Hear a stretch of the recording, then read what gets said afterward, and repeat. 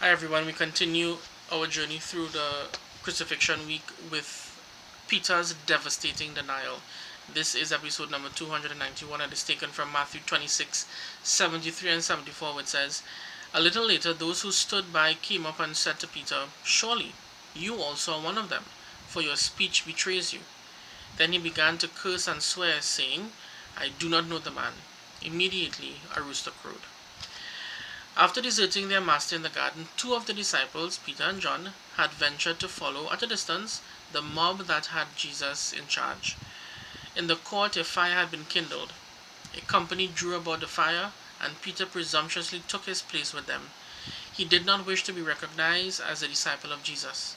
By mingling carelessly with the crowd, he hoped to be taken for one of those who had brought Jesus to the hall. But as the light flashed upon Peter's face, the woman who kept the door cast a searching glance upon him. She had noticed that he came with John. She marked the look of dejection on his face, and thought that he might be a disciple of Jesus. She said to Peter, "Art not thou also one of this man's disciples?" Peter felt compelled to answer, and said angrily, "Woman, I know him not." This was the first denial, and immediately the cock crew.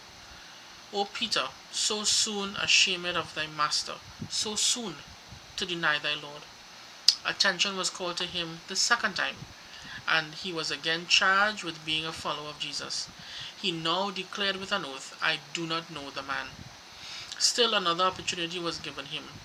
An hour had passed, when one of the servants of the high priest, being a near kinsman of the man whose ear Peter has cut off, the servant asked him, "Did not I see you in the garden with him? Surely you are one of them, for you are a Galilean, and thy speech agreeth thereto." At this Peter flew into a rage.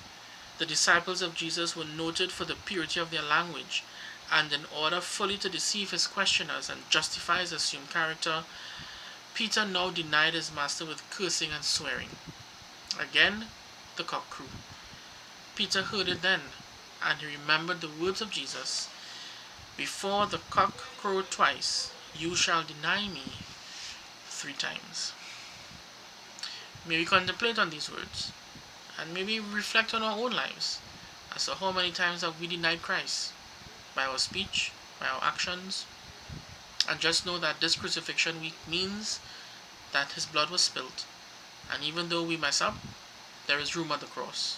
There is forgiveness at the cross. There's restoration at the cross. Have a great day, everyone, and God bless.